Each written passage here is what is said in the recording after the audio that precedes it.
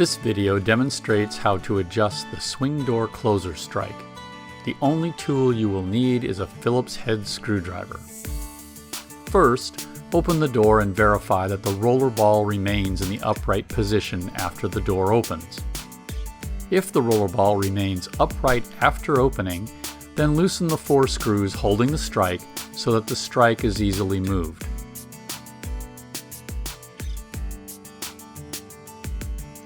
Once the screws are loosened, reposition the strike to the lowest point allowed and retighten the screws.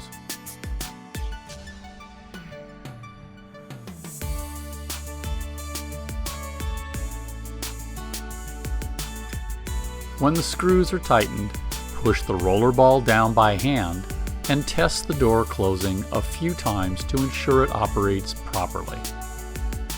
To adjust, remove, or replace the door closer, see our video on door closer replacement. If the door strike requires further movement, remove the screws from the door closer strike, reposition the door closer strike as required, mark the holes for the new position, drill 1/8 inch holes using the new marks, and then reinstall the door closer strike in the new holes using number 8 screws and test for proper operation as demonstrated earlier.